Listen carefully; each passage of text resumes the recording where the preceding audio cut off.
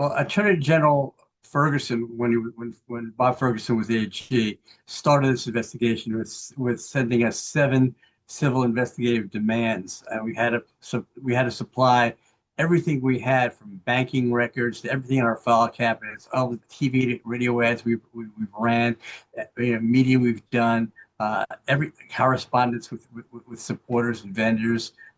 It was very invasive. We turned over probably some close to 20,000 documents to the AG's office. And they subpoenaed everybody we do business with. It was very intimidating. And I really don't know for sure what they're really looking for because there was nothing there.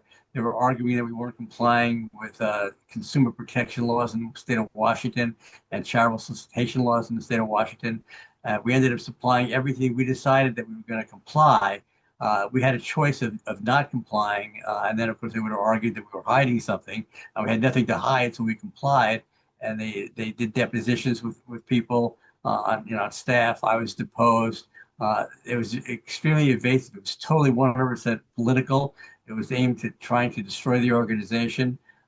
They ended up costing us a couple $100,000 over the 3 years and several thousand man hours to provide the AG with all the materials that they wanted.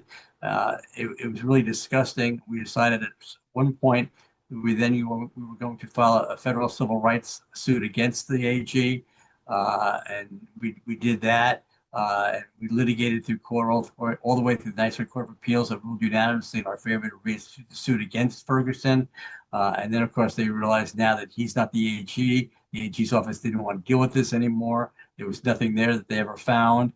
And so they signed an agreement with us that if we dropped our civil rights suit against the Attorney General's office and Bob Ferguson, and also stopped making public record requests for their files that they had, which showed that we never did anything wrong and there was no reason to ever investigate us to begin with.